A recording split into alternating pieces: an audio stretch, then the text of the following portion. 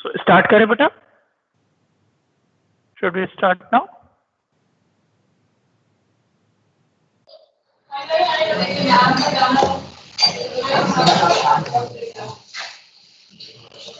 Mic off करो बेटा। कौन है ये?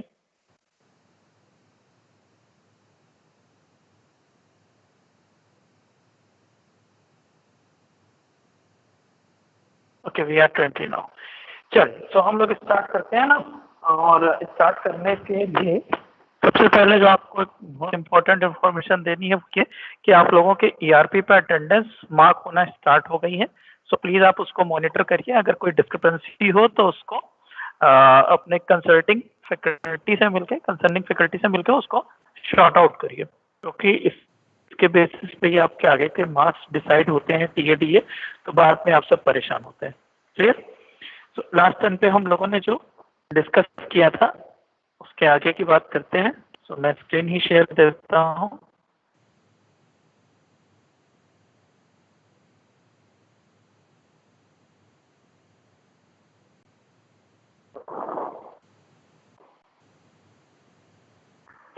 तो लास्ट टाइम पे हम लोगों ने कुछ ऐसी चीजें पढ़ ली थी, जैसे बहुत बेसिक से स्टार्ट किया था कि डेटा क्या है, डेटाबेस क्या है, इंफॉर्मेशन क्या है, and further we move for the some disadvantages of file system के कुछ डिसएडवांटेज को हम लोगों ने डिस्कस किया था। और उसके बाद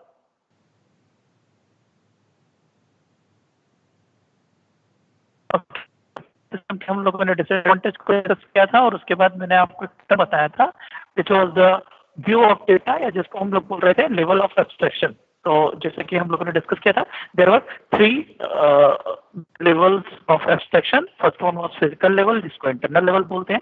second one was logical level, जो कॉन्सेप्चुअल लेवल था। And the third one was view level और एक्सटर्नल लेवल। तो मैंने आपको बताया था कि डेटा जो आपका 3 लेवल पे व्यू होता है, उसी के बेसिस पे आपके ये एब्स्ट्रैक्शन के लेवल डिसाइड होते हैं। एब्स्ट्रैक्ट करने का मतलब जैसे कह सकते हैं कुछ छुपाना, ऐसा मतलब समझो कि अगर आपका जो फिजिकल लेवल में जो डेटा स्टोर हो रहा है, तो लॉजिकल लेवल पे आपको ये चीज नहीं दिखती कि आपका डेटा कहाँ पर स्टोर है। आपको मतलब इस बात से होता है कि आप कॉन्सेप्चुअली डेटाबेस को कैसे डिजाइन कर रहे हो। फिजिकली मेमोरी में डेटा कहाँ स्टोर है, इस बात से आपको मतलब नहीं होता। मतलब उसके ऊपर आप कॉन्सेप्चुअल लेवल हो, तो कॉन्सेप्चुअल लेवल में जो आपका डेटा कैसे भी स्टोर है, तो आपको व्यू लेवल पे कैसा दिखता है, इस बात का आपका कंसेप्चुअल लेवल से मतलब नहीं होता। मतलब आफ्टर अप्लाइंग द क्वेरी हमको कोई भी रिजल्ट मिलता है, जैसे बात करें अमेजन पे, फ्लिपकार्ट पे, या और भी कहीं पे जहाँ पे हम सर्च कोई अप्लाई करते हैं, कोई फिल्टर अप्लाई करते हैं, तो उसके बाद जो हमें रिजल्ट मिलता है, वो रिजल्ट इस बात पे डिपेंड नहीं करता कि आपका डेटा स्टोर कैसे है या कहाँ पर है। इसी के टर्म पे हम लोगों ने एक जिसको हम लोग बोल रहे थे डेटा इंडिपेंडेंस। तो मैंने आपको 2 बातें समझाई थी। डेटा इंडिपेंडेंस 2 टाइप का होता है, वैसे आगे हम लोग इसको डिस्कस करेंगे, बट यहाँ पर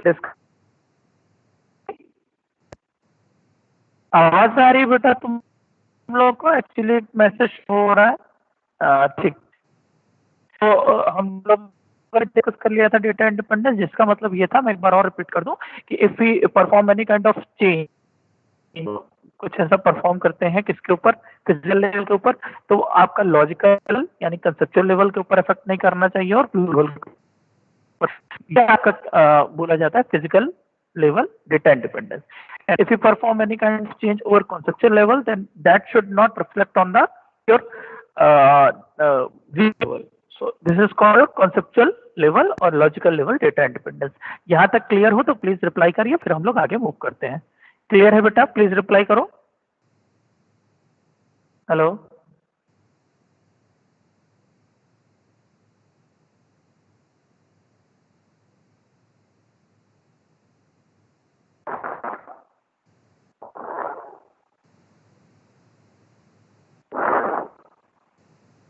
okay, I think message late आ रहा है, देयर इज समथिंग। ओके, आ गया मैसेज। चल, सो अब हम लोग नेक्स्ट एक टॉपिक है जिसको हम लोग स्टार्ट करते हैं, विच इज द, और कल मैंने आप लोग को ग्रुप पे लगभग 4 लेक्चर पीपीटी और नोट शेयर कर दिया। किसी को कोई कंफ्यूजन हो तो बताएं। लास्ट में सारा कुछ समअप करके भी हम एक बार शेयर कर देंगे व्हाट्सएप ग्रुप पे। मुझे एक बात बताइए, मैंने यहाँ पे शेयर किया था और जी का सर, क्या वो आप लोग एक्सेस कर पा रहे हैं? देखिए मैंने यहाँ पर शेयर किया था, मैं आपको दिखाता हूँ कि जब आप टीम में डीबीएमएस में जाएंगे, यहाँ पर फाइल्स में स्क्रीन शेयर है आप लोग को, तो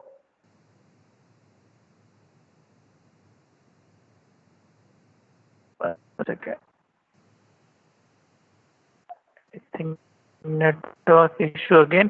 सो यहाँ पर देखिए Oracle XC.zip, क्या ये आप तक एक्सेस है? प्लीज रिप्लाई करें। एक्सेस पर स्क्रीन शो नहीं हो रही है।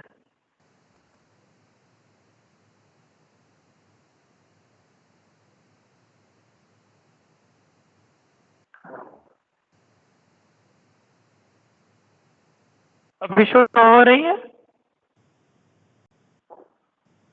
हेलो, आवाज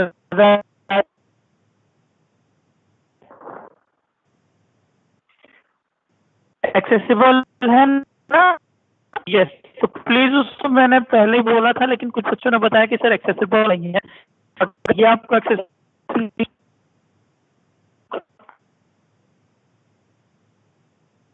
तो मैंने Oracle का, आप लोग वैसे तो पता कर ही सकते हैं।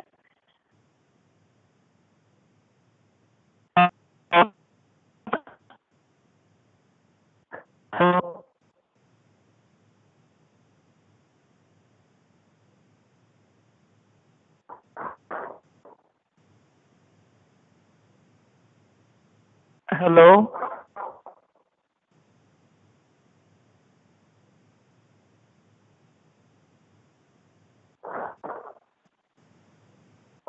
अभी भी नहीं सही है? हेलो,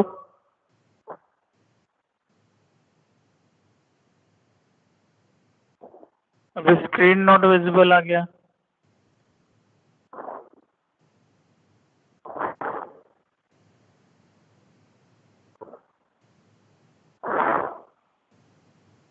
एक सेकेंड होल्ड करो।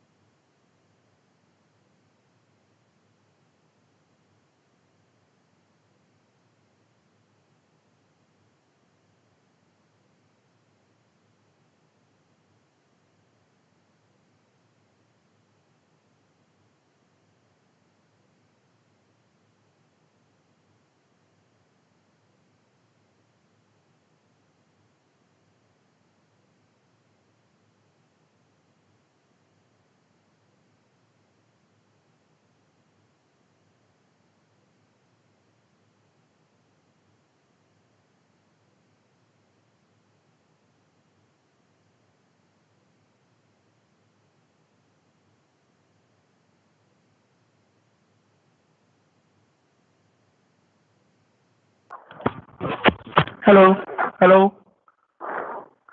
हेलो, अभी सही है कुछ बेटा?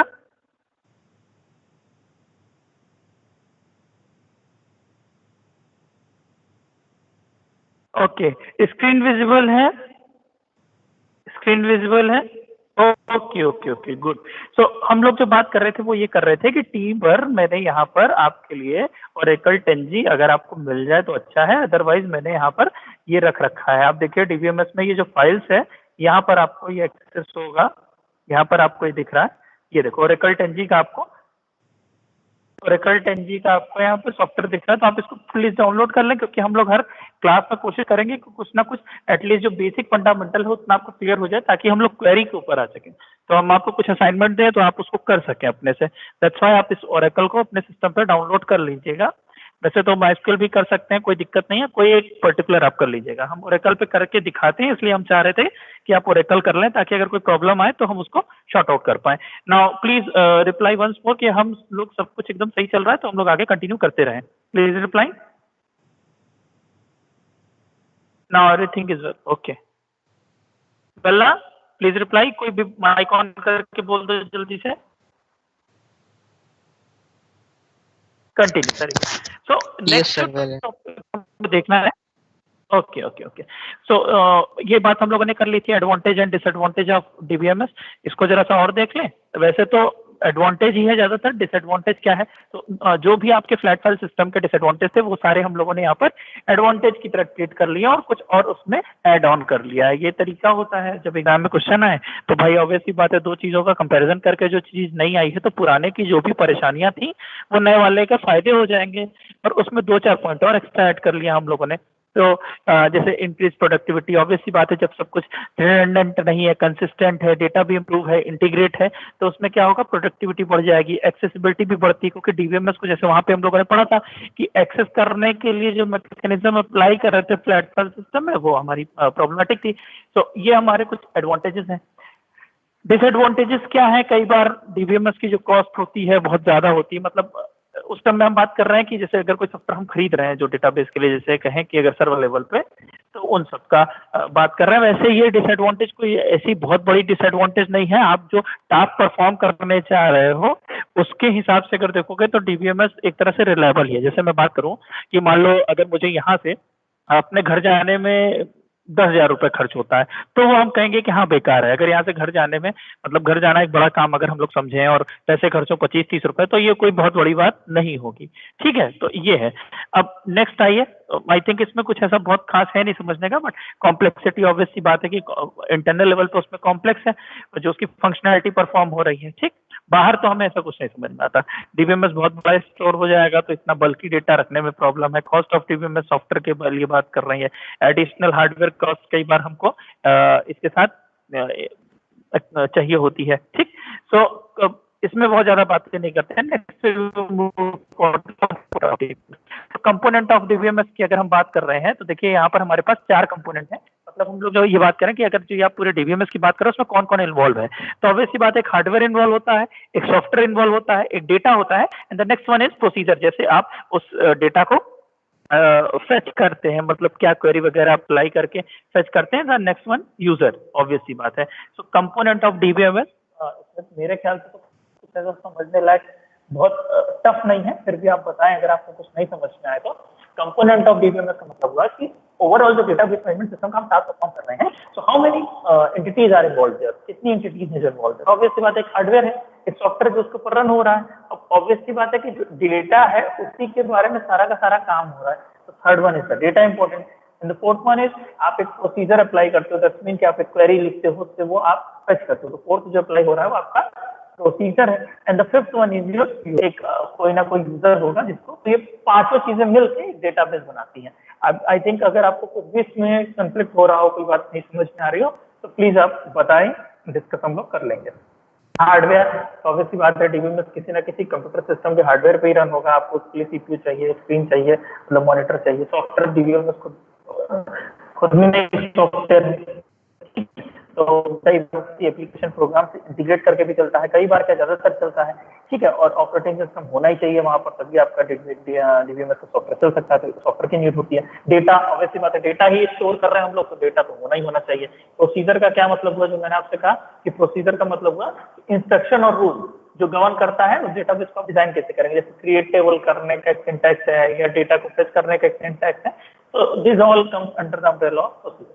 ठीक, नेक्स्ट इज द पीपल, मतलब कि कौन कौन उसमें यूजर्स, बेसिकली कौन कौन सा यूजर्स उसमें इन्वॉल्व है। यहाँ तक में कोई डाउट हो तो प्लीज रिप्लाई करिए, अदरवाइज हम लोग आगे एक इंटरेस्टिंग और टॉपिक पे चले। मेरे ख्याल से कुछ हम लोगों ने समझा है जो है कंपोनेंट ऑफ डीबीएमएस। इसके पहले हम लोगों ने advantage of DBMS, disadvantages of DBMS and the disadvantage of DBMS rarely पूछे। वैसे किसी इंटरव्यू में आपसे पूछ सकता है, जैसे आपका दिमाग चेक करने के लिए कि आप कितना ज्यादा सोच पा रहे हो, तो ऐसे जबरदस्ती पूछा जा सकता है कि हाँ भाई साहब डीबीएमएस का क्या कोई डिसएडवांटेज भी है, तो है तो आप डिस्कस करिए। तो ये कुछ पॉइंट्स हैं कि अगर आपको रिकॉल हो गया तो आप उसको डिस्कस कर पाएंगे, अपने हिसाब से उसको आंसर आप प्रेजेंट कर पाएंगे। ठीक है, जल्दी रिप्लाई करें कोई अगर डाउट है यहाँ तक। सो गए हैं सब लोग? चलो क्वेश्चन पूछा जाए फिर। सो गए हैं? Please reply. हेलो, क्लियर है? ओके। एमानजिया, मनीष, तो मैं अब नाम लेके बुला रहा हूँ। जैसे कि पहले हम लोग डिस्कस कर चुके हैं, तो जो नहीं बताएगा उसका अटेंडेंस जाएगा। माइक ऑन करके बस बोलना है डायरेक्ट। तो लास्ट क्लास में कौन था? हर्षित हर्षित था लास्ट क्लास में। जयेश था, जयेश हर क्लास में रहा है। जयेश जल्दी से बताओ व्हाट इज रिडंडेंसी। रिडंडेंसी क्या होती है बेटा? जयेश माइक ऑन करो, बताओ। Sir duplication of data. Very good. Duplication और repetition of data is called as redundancy. और रिडंडेंसी किस प्रॉब्लम को लीड करता है? जुम्मा कुमार आंसर करो, किस प्रॉब्लम को की ओर लीड करता है अगर वहां पर रिडंडेंसी होती है? जुम्मा कुमारी माइक ऑन करके आंसर करो। सॉरी सर, रिपीट करिए। आई एम आस्किंग कि अगर रिडंडेंसी है तो वो कहां पर लीड करता है, किस प्रॉब्लम की ओर?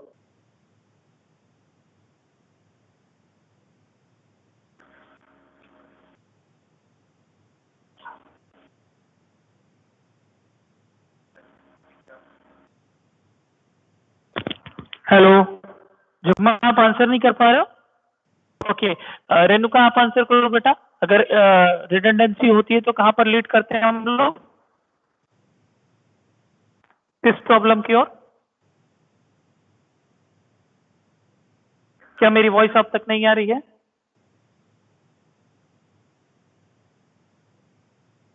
हेलो, ऐसे कैसे खेल रहे हो भाई? आ रही है। आदित्य आप आंसर करो। अगर डेटा में डुप्लीकेशन होगा, दैट्स मीन रिडंडेंसी होगी, तो किस प्रॉब्लम की ओर लीड करती है रिडंडेंसी? बड़ा बेसिक सा क्वेश्चन है। इनकंसिस्टेंसी, ओके, इनकंसिस्टेंसी होती है। तो क्या मतलब रेणुका और आपको आवाज नहीं आ रही है? कुसुम लता किसी एक से मैंने पूछा था। नेक्स्ट, ये क्वेश्चन पूछा जाता था आपके थ्योरी सेमेस्टर एग्जाम्स में बहुत बार, और हम लोग क्वेश्चन में भी पूछते थे। और बेसिक अंडरस्टैंडिंग के लिए भी ये आपको अगर डायग्राम दिख रहा हो तो बताएं, फिर हम लोग आगे डिस्कस करते हैं। तो यहाँ पर देखो, this is the overall system का स्ट्रक्चर। अभी हम लोगों ने बात की थी कि डीवीएम लिस्ट में कौन से 5 कंपोनेंट इन्वॉल्व हैं, और उसके बाद हम लोग यहाँ पर डिस्कस कर रहे हैं कि बेटा ओवरऑल जो आपका सिस्टम का स्ट्रक्चर है। और मैं आपसे रिक्वेस्ट करूंगा कि प्लीज पेन और पेपर के साथ बैठिए, क्योंकि कोशिश यही रहती है कि जो हम कई बार कुछ बातें ऐसी होती है जो आप नोट करते चलें लेक्चर के टाइम पे, तो बहुत अच्छा है। ठीक है, तो ओवरऑल सिस्टम के स्ट्रक्चर में आप देखिए कि क्या बात है। बेसिकली यहाँ पर क्या हो रहा है, बेसिकली यहाँ पे ये हो रहा है कि एक यूजर है जो आपके सिस्टम से, सिस्टम में जहां पर आपका डीबीएमएस, ये डेटाबेस मैनेजमेंट सिस्टम जहां पर फाइल स्टोर है, तो ये बेसिकली देखो ये आपका इंटरनल लेवल है, जो हम लोग बात कर रहे थे फिजिकल लेवल की। बात को ध्यान से समझिएगा।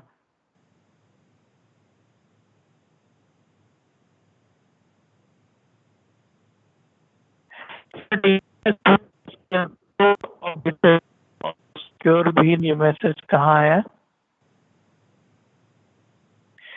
जोशुआ, डीबीएमएस विद स्किल तो आउटडेटेड है और सिक्योर भी नहीं है, तो भी कॉम्पिटिटिव एग्जाम्स में क्यों पूछता है? अरे सी क्यों पूछता है ये बताओ?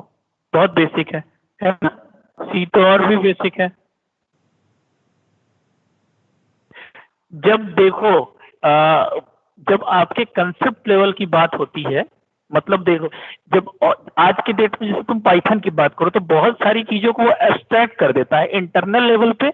बीइंग इंजीनियर बनने की जो कहानी है उसमें ये है कि बीइंग इंजीनियर तुमको सिस्टम की मैकेनिज्म समझ में आनी चाहिए कि अंदर कैसे काम हो रहा है। बट अगर तुम पाइथन की बात करो तो इंटरफेस पे वो इतना ज्यादा एब्स्ट्रैक्ट है कि तुमको अंदर का वर्किंग नहीं समझ आता है, क्योंकि इंजीनियर बनने के बाद तुमको ये काम करना है कि तुम उसके इंटरनल मैकेनिज्म को समझते हुए बाहर का इंटरफेस ऐसा बनाओ जो बहुत इजी हो।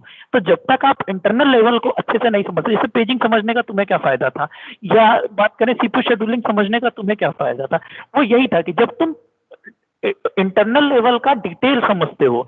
मतलब एसक्यूएल इसलिए क्योंकि एसक्यूएल बहुत इजी है, जिससे हम उसके बेसिक लेवल का डिटेल समझ सकते हैं। आगे की जो तुम बात कर रहे हो वो बहुत एब्स्ट्रैक्ट वे में है, तो उससे हम इंटरनल लेवल की बातें नहीं करते। वो तुमको बहुत हायर लेवल की क्वेरीज तो बताएगा, बहुत हायर लेवल के स्ट्रक्चर तो बताएगा, बट उसने बहुत सारी चीजों को एब्स्ट्रैक्ट कर दिया, तो तुम समझ ही नहीं पाओगे कि उसके पीछे क्या चल रहा है। तो वो यूजर की पर्सपेक्टिव तो अच्छा है, यूजर के पर्सपेक्टिव तो अच्छा है, बट इंजीनियर के पर्सपेक्टिव वो अच्छा नहीं है। इसीलिए आप देखिए बहुत सारे जगहों पे आज भी सी को तवज्जो दी जाती है। या मैं आपसे बार बार बात करूं कि जो तुम्हारा सर्विस बेस्ड कंपनी है वो तुमसे तो शायद उसी पे बात करके भाई साहब आपको क्या टेस्टिंग का ये टूल आता है या आपने इस प्लेटफॉर्म पे काम किया है, अगर किया है तो आइए और काम करिए। बट अगर तुम किसी प्रोडक्ट बेस्ड कंपनी में, प्रोडक्ट बेस्ड कंपनी का मतलब हुआ कि एज ए इंजीनियर जाते हो, जो होल आपका एक बेसिक इंजीनियर कहा जाता है, तो वो आपसे सब्जेक्ट के बारे में, बहुत बेसिक चीजों के बारे में ही पूछता है, क्योंकि उसको कंसेप्ट से मतलब होता है। अगर आप सिस्टम के कंसेप्ट जानोगे तो आप डिटेल में उसको कोई फर्दर मॉडिफिकेशन कर पाओगे। आई थिंक मेरी बात आपको समझ में आई होगी।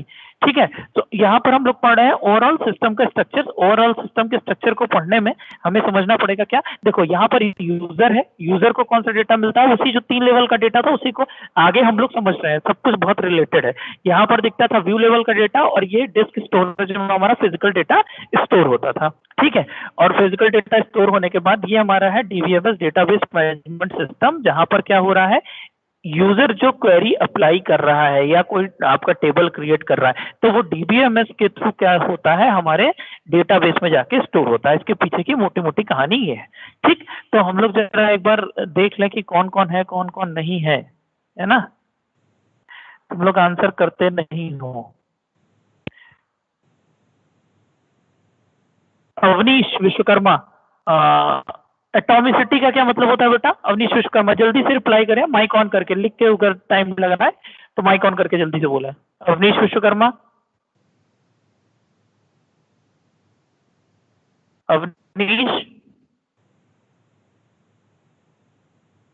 हेलो अवनीश, हो आप? देवजी गुप्ता रिप्लाई करें। तो क्या आप लोग क्लास में नहीं है? मेरी आवाज आ रही है बेटा सबको?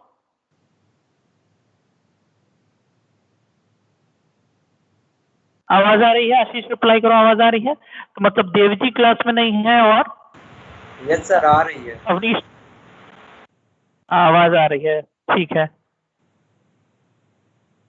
तो देवजी और आपके बेटा ऐसे अटेंडेंस मिल नहीं पाएगी, ठीक है, आप लॉगिन करके चले जाएं। तो ये दोनों आए लौट के तो बता देना जो इनके मित्र हों। अवनीश और देवजी क्लास में नहीं है, ठीक। किसला आंसर करो बेटा, एटॉमिसिटी का क्या मतलब है?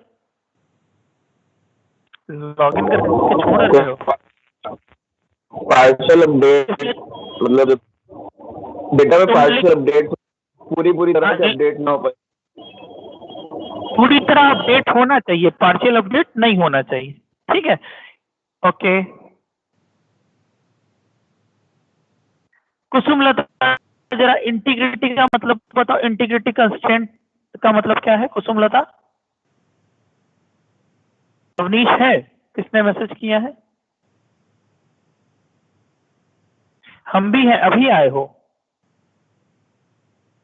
तो मैसेज, माइक ऑन नहीं हो पा रहा है या मैसेज नहीं कर पा रहे हो?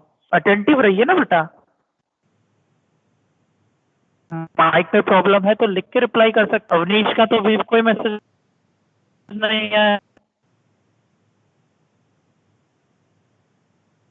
ठीक। तो अब इस ओवरऑल सिस्टम स्ट्रक्चर को हम लोग जरा समझते हैं, ठीक। देखो यहाँ पर क्या है, आपका ये यूजर है, यूजर मतलब व्यू लेवल डेटा है, और ये आपका फिजिकल लेवल पे डेटा स्टोर हो रहा है। तो बेसिक मैकेनिज्म यही है कि आपका यूजर जो है वो आपके फिजिकल मीडिया पे, मतलब आपके बात करें किस पे, डिस्क पे डेटा को स्टोर करने का काम करता है, वहां से फेच करने का काम करता है ये। तो यहाँ पर हमने बताया है कि ये जो यूजर को व्यू लेवल डेटा मिलता है, यूजर को व्यू लेवल डेटा मिलता है, इसके साथ ही यूजर के कई सारे रोल हो सकते हैं। क्या हो सकते हैं? यहाँ पर बेसिकली आपको 4 तरह के यूजर बताए गए हैं। ये डायग्राम आप अगर थोड़ा ध्यान से समझेंगे तो यहीं पर ये याद हो जाएगा। इतना मैं आपको बता रहा हूँ कि मोटा मोटा आपको डायग्राम याद रहेगा, अगर आपको एग्जाम में आ जाए तो आप आराम से इसको बता सकते हैं कि आपके 4 तरह के यूजर होंगे। कैसे कैसे यूजर होंगे? एक तो यार देखो वो होगा जो डेटाबेस को बना रहा है, ठीक है, एक वो है। एक कौन है? एक नेव यूजर है, मतलब जो सिंपल बस यूजर ऐसा है जो उसको यूज करना जानता है, उसको कोई बहुत मतलब नहीं है चीजों से। एक एप्लीकेशन प्रोग्रामर है जो एप्लीकेशन के साथ आपके डेटा बेस को, मतलब ऐसे हम अपने कैटेगराइज कर रहे हैं, 4 तरह के यूजर हैं। एक आपका सोफिस्टिकेटेड यूजर है। सोफिस्टिकेटेड यूजर का क्या मतलब हुआ? जो आपके कुछ स्पेशल टाइप की क्वेरीज को रन करता है, ठीक है, मतलब उसके टास्क स्पेसिफाइड है। एप्लीकेशन प्रोग्रामर का क्या मतलब हुआ? एप्लीकेशन प्रोग्रामर का मतलब हुआ जो आपके एप्लीकेशन प्रोग्राम जनरेट कर रहा है उनके साथ डेटाबेस को कंबाइन करने का काम कर रहा है। तो एक आपका क्रिएट करने वाला हो गया, एक आपका सिंपल यूज करने वाला हो गया। ये दोनों हम कह सकते हैं स्पेशल टाइप आपके हमारे यूजर हो गए। तो 4 तरह के यूजर हो गए। अभी 4 तरह के यूजर हुए तो 4 तरह के इंटरफेस से ये डेटाबेस से आपके इंटरेक्ट करेंगे। कौन कौन सा? जो आपका डेटाबेस का एडमिनिस्ट्रेटर होता है, मतलब एडमिनिस्ट्रेटर का मतलब समझो जो क्रिएट टेबल कर रहा है, डिलीट टेबल कर रहा है, ड्रॉप कर रहा है, वो सब की बात कर रहे हैं। तो वो क्या करता है? डेटाबेस को बनाने का काम करता है। सोफिस्टिकेटेड यूजर कौन होता है? सोफिस्टिकेटेड यूजर है तुम्हारा जो तुम्हारा क्वेरी रन कर रहा है। एप्लीकेशन प्रोग्रामर है, एप्लीकेशन प्रोग्राम को बनाएगा। और जो तुम्हारा नेव यूजर्स होता है वो सिंपल किसी इंटरफेस से तुम्हारे डेटाबेस से इंटरेक्ट करता है। अब देखो आगे हम लोग ये वैसे और डिटेल में पढ़ेंगे कि जो टेबल को क्रिएट करने का काम होता है that is known as data definition language.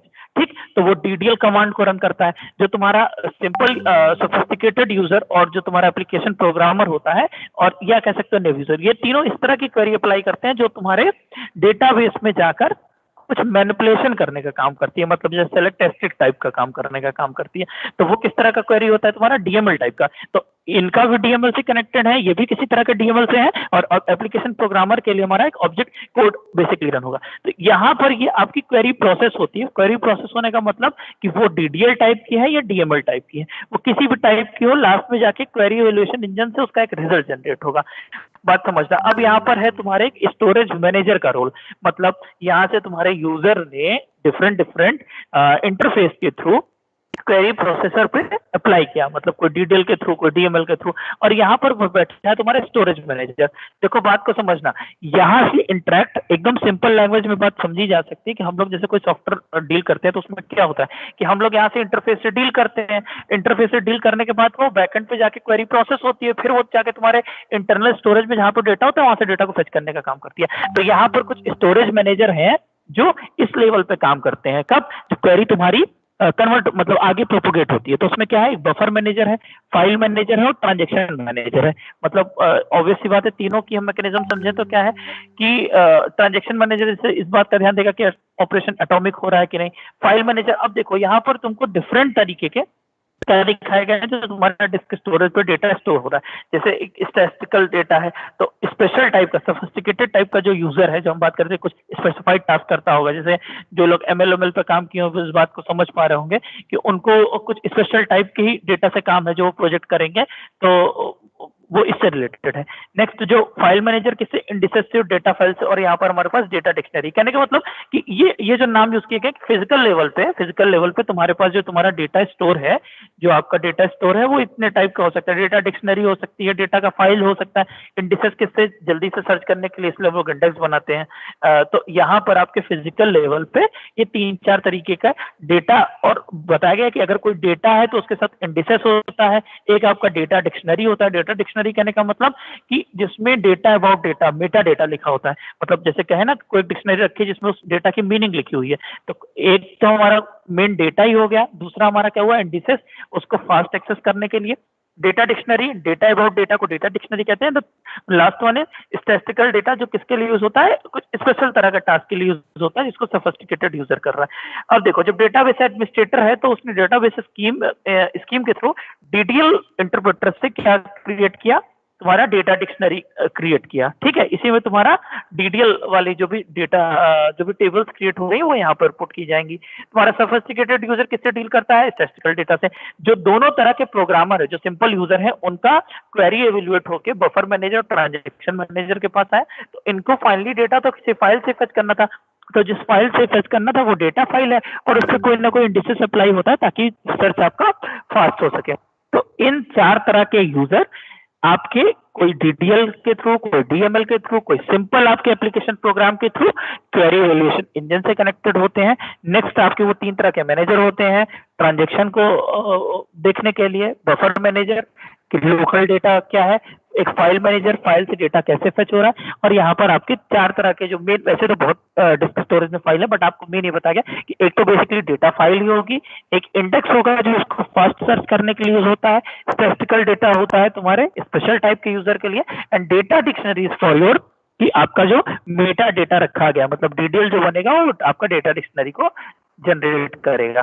ठीक, इसमें थोड़ा सा और आगे देख लें तो यही सारी बातें लिखी हुई हैं कि आपका जो डेटाबेस एडमिनिस्ट्रेटर है उसका क्या क्या काम है, स्कीमा की डेफिनेशन देना, स्टोरेज स्ट्रक्चर देना, एक्सेस डेफिनेशन देना, और उस कितने टाइप कर सकते, तो एप्लीकेशन प्रोग्रामर का क्या काम है, तो ये एप्लीकेशन प्रोग्रामर डेवलपर होता है जो डेटाबेस से इंटरेक्ट करता है। और ऐसी बात है डीएमएल के थ्रू, डीएमएल डीडीएल क्या है वो हम आपको बताएंगे, बट अभी के लिए आप इतना समझ लो कि डीडीएल एसक्यूएल की उस लैंग्वेज को कहते हैं जिससे आपकी टेबल क्रिएट होती है, और डीएमएल उसको कहते हैं जिससे आपका डेटा फेच होता है। ठीक, तो ये आपको फर्दर स्लाइड्स में यही बताया गया। सोफिस्टिकेटेड यूजर क्या है, सोफिस्टिकेटेड यूजर है जो स्पेशल टाइप का यूजर है आपका, जो एसक्यूएल क्वेरी लिखता है। ठीक, और स्टैंड अलोन यूजर या नेव यूजर एक ही चीज है, जो सिंपल यूजर है, उसको ज्यादा मतलब नहीं है कि आप सिस्टम में क्या काम कर रहे हैं। ठीक है, तो यहाँ तक बात को समझने में, इस पर्टिकुलर डायग्राम तक कोई डाउट हो तो प्लीज मुझे बताइए, तो हम लोग डिस्कस करते हैं। थोड़ा सा ये आपका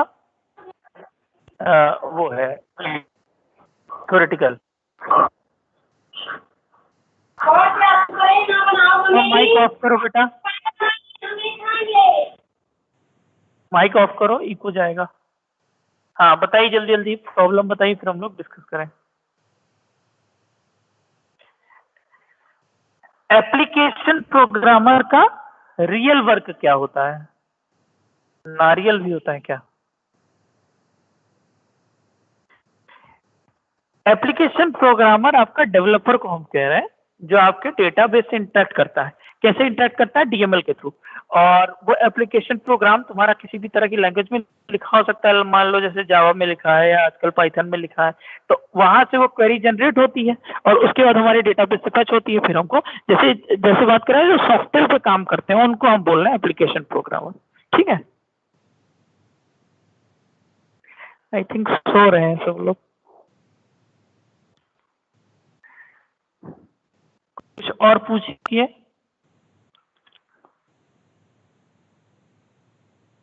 सोफिस्टिकेटेड यूजर का मतलब ये है बेटा, जैसे मैं बात करूं ना कि कोई एक स्पेशल टाइप की प्रेडिक्शन कर रहा है, ठीक है, और या तो वो स्पेशल टाइप का टास्क परफॉर्म कर रहा है। अगर मैं तुम्हें बताऊं मशीन और आर लैंग्वेज के थ्रू जैसे जो हम काम करते हैं कि हमको एक स्पेसिफिक तरह के डेटा पे ही काम करना है और उसकी करस्पॉन्डिंगली हमको रिजल्ट जनरेट करना है।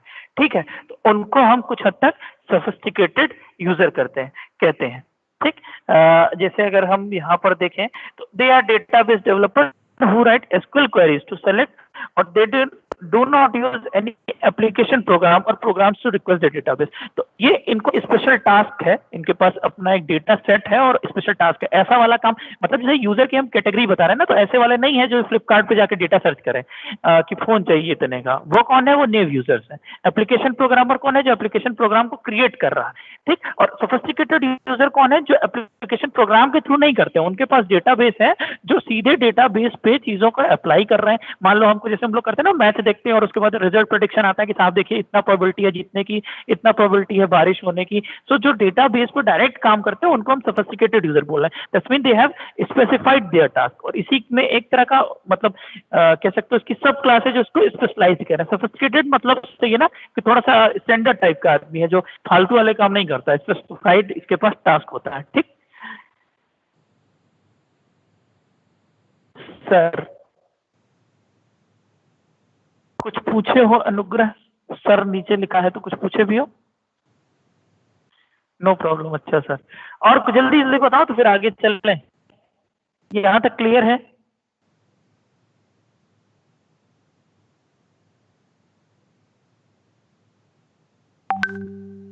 हाँ कह सकते हो, बट डेटा एनालिस्ट ना बहुत छोटा टर्म है, सोफिस्टिकेटेड यूजर बहुत बड़ा टर्म है। ठीक, सोफिस्टिकेटेड यूजर के अंदर में डेटा एनालिस्ट को रखा जा सकता है, ऐसे समझो। तो जब हम कैटेगराइज कर रहे हैं तो इतना छोटा नहीं करेंगे ना हम, एक कह सकते हैं मोटा मोटा हमने बांटा है कि एक ऐसा यूजर है जो क्रिएट करने का काम करता है, एक ऐसा है जो एप्लीकेशन प्रोग्राम पे काम कर रहा है, एक नेव यूजर है, एक सोफिस्टिकेटेड यूजर है। तो इसके पास अपना देखो डायरेक्ट डेटा से डील करता ही है। इसके अब क्या दोस्त नहीं साहब इसके पास कोई एप्लीकेशन प्रोग्राम भी नहीं होता? नहीं होता है, कुछ कुछ एप्लीकेशन प्रोग्राम भी होता है। जैसे अगर मैं बात करूं कि हम लोग बात करते थे, एक केमिस्ट्री में पढ़ते थे, तो लास्ट में हम पेट्रोल मिलता है। तो ऐसा नहीं कि पेट्रोल में वो सारी चीजें नहीं होंगी जो उसके ऊपर छन गई, थोड़ी बहुत। या बहुत बेस्ट एग्जांपल है, जैसे हम लोग कहते हैं ना कि हम लोग जो सांस लेते हैं तो ऑक्सीजन इनहेल करते हैं, तो ऑक्सीजन तो इनहेल करते ही है, बट और भी गैसेस उसके साथ इनहेल करते हैं। तो it is working on statistical data, but कुछ तो उसमें डीएमएल का पार्ट होगा ही, क्वेरी इवैल्यूएशन इंजन के पास जाता है। जल्दी से बताओ, यहाँ तक कोई डाउट हो तो डिस्कस करें, नहीं तो और आप लोग क्वेश्चन पूछे, हम लोग और आंसर ढूंढने की कोशिश करते हैं। तो जैसे स्टोरेज मैनेजर देखो बताया गया कि किसके लिए रिस्पॉन्सिबल है, interaction with the operating system file manager, efficient storing retrieving और अपडेटिंग के डेटा के लिए। मतलब यार देखो, ये इन्हीं 3 मैनेजर्स की बात क्यों की गई है, ठीक, वो भी समझ लो। इसमें पता नहीं लिखा है कि नहीं, ट्रांजेक्शन, अच्छा तो स्टोरेज मैनेजर शायद इसमें लिखा नहीं है मैंने, ओके कोई बात नहीं, बता देते हैं। ट्रांजेक्शन मैनेजर की बात करें तो ट्रांजेक्शन मैनेजर का टास्क क्या है, मैंने आपसे बताया, जैसे ऑथेंटिसिटी चेक करना, या मतलब जो ट्रांजेक्शन आप परफॉर्म करना चाह रहे हो आप ऑथेंटिक हो कि नहीं। भाई देखो, तुम ऊपर ऊपर से सब कुछ कर देते हो, तो लास्ट में वो डेटाबेस आपके वहां पर पहुंचता है, स्टोरेज मीडिया में पहुंचता है, तब ये चीज चेक करने के लिए भी काफी बैठा है फाइनली कि आप जो ट्रांजेक्शन परफॉर्म करने वाले हो तो आप ऑथेंटिक हो कि नहीं इसके लिए।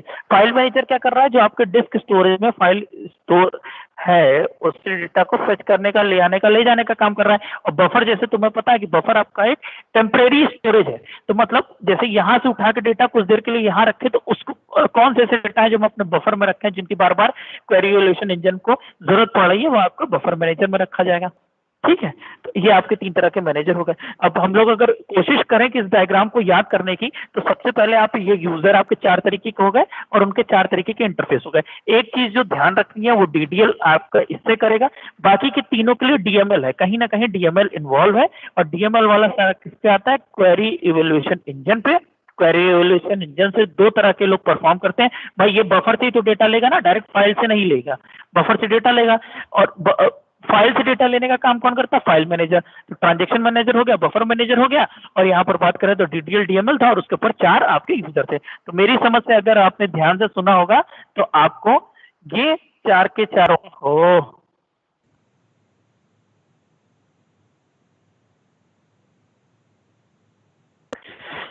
मैं यार पर्सनल,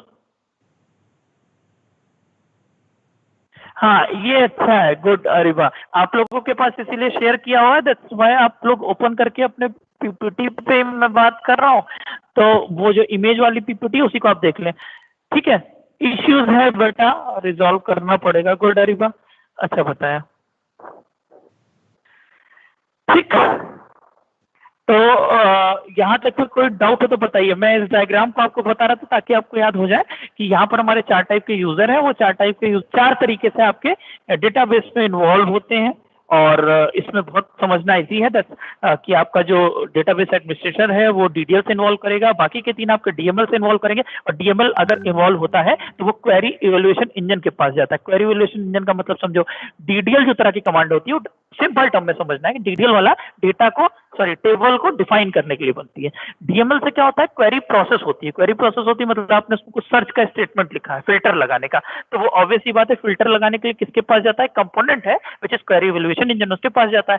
फिर ये आपके 3 तरीके के मैनेजर से डील कर पाते हैं। कौन कौन सा, फाइल मैनेजर, ट्रांजेक्शन मैनेजर और बफर मैनेजर। ठीक, तो फाइल मैनेजर क्या करेगा, वो आपके स्टोरेज से फाइल को लाने का टास्क करता है। और अगर हम बात करें बफर मैनेजर क्या है, तो buffer manager direct query evaluation. आपको स्क्रीन दिख रही है, जल्दी बताइए सब लोग, स्क्रीन दिख रही है क्या, चैट भी गई क्या, अभी नहीं दिख रही?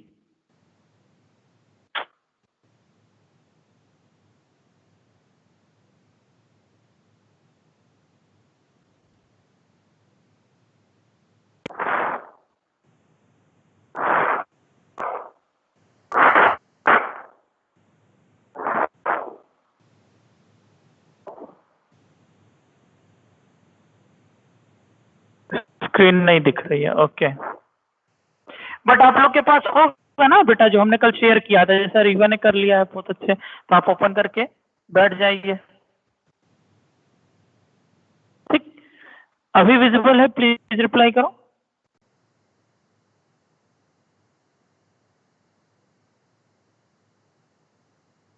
विजिबल है? अरे वाह, चलो। तो हम फिर से वहीं पे एक बार बात रिपीट कर दें जो अभी हमने की थी। 4 तरह के आपके यूजर हैं, 4 तरह का इंटरफेस है, डेटाबेस जो तुम्हारा एडमिनिस्ट्रेटर है डीडीएल से इंटरेक्ट करता है, बाकी के 3 कहीं ना कहीं डीएमएल से करते हैं, और डीएमएल का मतलब होता है फिल्टर या क्वेरी अप्लाई करना, तो वो तुम्हारे क्वेरी एवोल्यूशन इंजन से इंटरेक्ट करेगा। डायरेक्ट तुम्हारे स्टोरेज से फाइल लेने का काम फाइल मैनेजर करता है। ट्रांजेक्शन मैनेजर किस लिए होता है? ऑथेंटिसिटी और इंटीग्रिटी को चेक करने के लिए, सॉरी, एटॉमिसिटी, ऑथेंटिसिटी और इंटीग्रिटी को चेक करने के लिए। इंटीग्रिटी और ये सारी बातें हम लोग कर चुके हैं, मतलब रूल को चेक करने के लिए।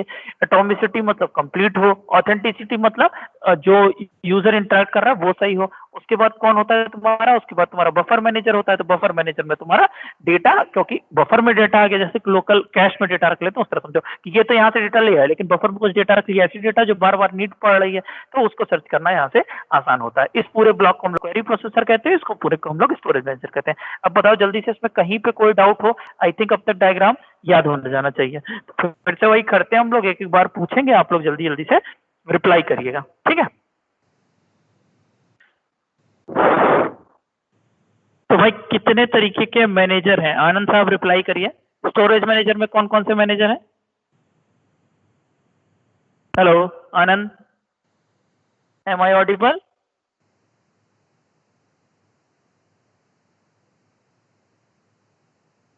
आनंद, जोशुआ क्रिस्टो आनंद, रिप्लाई करिए। If you are not able to reply on there then please WhatsApp me, send a message on me personal. Can't use mic, okay, so you can reply on chat window. कितने आपके वहां पर manager हैं? जल्दी reply करो बेटा।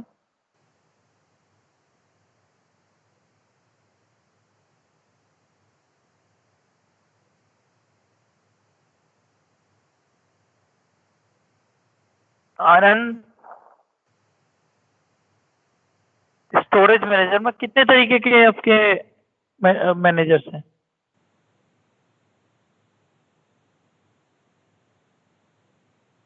क्या हमें ये बात नहीं समझ में आई? हमें फिर से समझना पड़ेगा। 3 है ना भाई, 3 है। कौन कौन से मैनेजर हैं देखो जरा सा। एक आपका है ट्रांजैक्शन मैनेजर, एक है आपका बफर मैनेजर, और एक है आपका फाइल मैनेजर। 3 तरीके के मैनेजर हैं आपके स्टोरेज मैनेजर में। कोई प्रॉब्लम हो बेटा प्लीज बताइए, तुरंत डिस्कस करेंगे हम लोग। ये देखिए, आपको आज जो हमने डिस्कस किया है वो इस पर्टिकुलर से किया है। स्क्रीन अगर विजिबल हो तो मैं थोड़ा और जूम कर दूं कि हमने एडवांटेज पढ़े हैं, देन डिसएडवांटेज ऑफ टीवीएमएस पढ़े हैं, उसमें भी वही है। नोट्स में थोड़ा सा उसको ठीक कर दिया है मैंने। और इसके बाद तुम्हारा आर्किटेक्चर हम लोग कल पढ़ लेंगे, उसको पूरा स्क्रीन पे हम कर देते हैं, ठीक। देखो यहाँ पे भी हमने वही जो ओवरऑल स्ट्रक्चर वाला है, क्वेरी प्रोसेसर क्या काम करता है, उसमें डीएमएल कंपाइलर है, डीडीएल के लिए इंटरप्रेटर है, और लास्ट में तुम्हारा क्वेरी ऑप्टिमाइजर है। देखो ये मैं बात कर रहा था, स्टोरेज मैनेजर क्या क्या काम करता है? ऑथराइजेशन का काम करता है, इंटीग्रिटी का काम करता है, ट्रांजेक्शन मैनेजर है, फाइल मैनेजर है, और एक आपका बफर मैनेजर है, ठीक। तो ये पर्टिकुलर टास्क परफॉर्म करता है, ऑथराइज करने का और इंटीग्रेट करने, ठीक। तो ये नोट्स हम आपको शेयर कर दिए हैं, इसको देख लेना।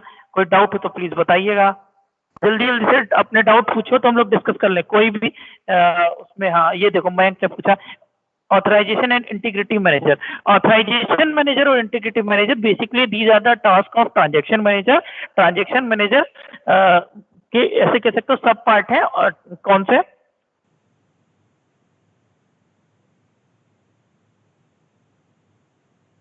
कि कुछ बिजनेस की कुछ सेट ऑफ रूल्स होते हैं जो उस पर अप्लाई करके बनाए जाते हैं। जैसे मैं अगर बात करूं कि तुमको बात करें, जैसे अगर फोन वाले केस में, तो फोन वाले केस में अगर बात करें तो उसके साथ फोन के साथ आपका ये इंफॉर्मेशन आनी चाहिए, उसका प्राइस आना चाहिए, उसका मॉडल नंबर आना चाहिए।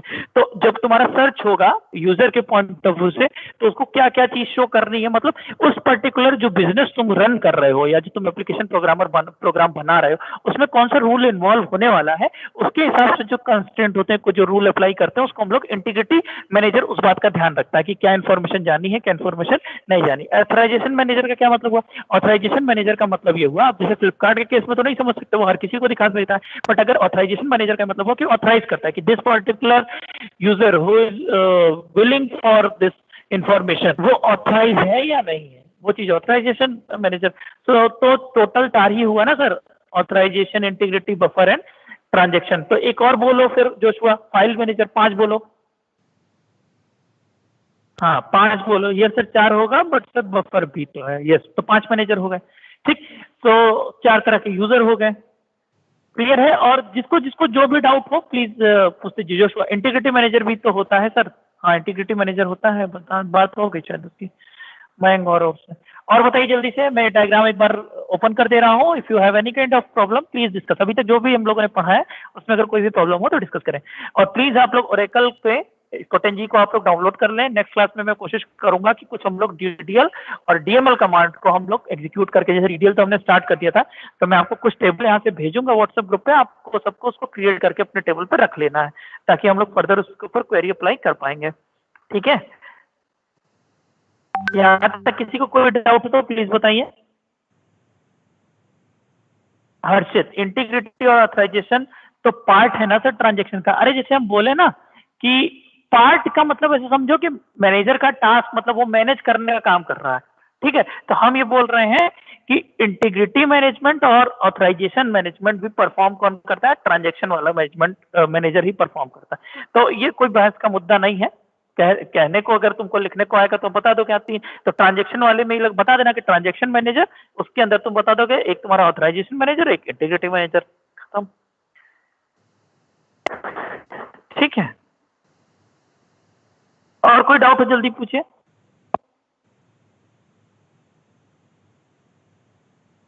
प्लीज पूछिए।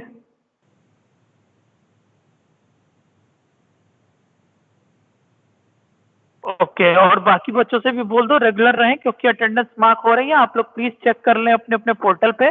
2 टास्क आपको करना है कि ओरेकल टेंजी आपको इंस्टॉल कर लेना है, और दूसरा टास्क ये करना है कि अपना अटेंडेंस आप लोग चेक कर लें। अगर कोई प्रॉब्लम हो उसमें तो बताइएगा। ठीक है, तो आज हम लोग यहीं तक रखते हैं। ठीक, कोई डाउट हो तो आप लोग प्लीज क्वेश्चन कर सकते हैं। अभी हम लोग डिस्कस कर लेंगे। आपकी अगली क्लास होगी 10-20 से। एक ही सब्जेक्ट अटेंडेंस आई है सर। अच्छा, हाँ ऐसे क्वेश्चन पूछते देव जी तो मजा आता है कि हम लोग उसको डिस्कस। सर स्टोरेज मैनेजर का और क्वेरी प्रोसेसर का दोनों का टास्क तो सेम ही लग रहा है। अरे नहीं भाई, क्वेरी प्रोसेसर तुम्हारे जैसे कहते हैं ना, क्वेरी को ट्रांसलेट करने वाला काम। जैसे मैं बोलूं कि 2 चीजें हैं, मैं इंग्लिश में बोलूं कि भाई साहब 1 गिलास पानी लाओ, मैंने इंग्लिश में बोला, और वैसे तो मैं हिंदी में भी बोल रहा हूँ। तो पहला काम क्या होगा कि जैसे अगर तुमने किसी ऐसे आदमी से कहा जिसको इंग्लिश नहीं आती, तो क्या करेगा? पहले उस इंग्लिश को ट्रांसलेट करेगा हिंदी में, फिर लाने वाला काम होगा। तो लाने वाला जो काम है वो तुम्हारा स्टोरेज मैनेजर देखता है, मतलब नीचे के जो 3 मैनेजर हैं वो देखते हैं। बट तुम्हारे उस क्वेरी को ट्रांसलेट करना, ताकि कि तुम्हारे स्टोरेज मैनेजर को समझ में आ जाए वो काम किसका है? क्वेरी मैनेजर का है। डेटा रिट्रीवल तो इसमें भी होता है। ये बेसिकली मेरी बात समझ में आई होगी देव। मतलब पहले जो हमने सेलेक्ट एस्टिक फ्रॉम टेबल लिखा है उसको हमें कंपाइल करना पड़ेगा, वहां से हमें बताना पड़ेगा कि आगे फर्दर क्या होने वाला है। और डेटा को फेच करने का काम आपके फिजिकल स्टोरेज से वो कौन करता है? वो आपका स्टोरेज मैनेजर करता है ना। एक बार डायग्राम और देख लें। चलो डायग्राम में देख लेते हैं। ये देखो तुम्हारा क्वेरी प्रोसेसर का टास्क क्या है। एक और आगे इसमें एक्चुअली लगाया था हमने, बट उस पर हम बात नहीं की। क्वेरी प्रोसेसर का जो तुम्हारा टास्क है वो यही है कि जो तुम्हारी क्वेरी आई है उसको पास करना और ट्रांसलेट करना, मतलब अलग अलग उसको पहले समझना कि उस क्वेरी में क्या पूछा गया, तो उसको ट्रांसलेट करके एक तुम्हारा आउटपुट निकाल लेना, फिर उसके बेस पर टास्क परफॉर्म करना। तो टास्क परफॉर्म करने का काम स्टोरेज का है। वो क्या काम कर रहा है? क्वेरी को कहते हैं ना इवेलुएट करके बता रहा है कि हमारे सब ये इसमें पूछा गया है। क्लियर होगा देव जी? ठीक है, चलो अपने ऊपर क्वेश्चन आप लोग तैयार रखिएगा। नेक्स्ट क्लास में हम लोग और अच्छे से डिस्कस कर लेंगे। ठीक, अभी जैसे एक क्वेश्चन आशीष का दिख रहा तो हम लोग नेक्स्ट क्लास में उसको डिस्कस कर लेंगे। आशीष फिर से पूछ लेना। ठीक, चलो एंड करते हैं। ओके।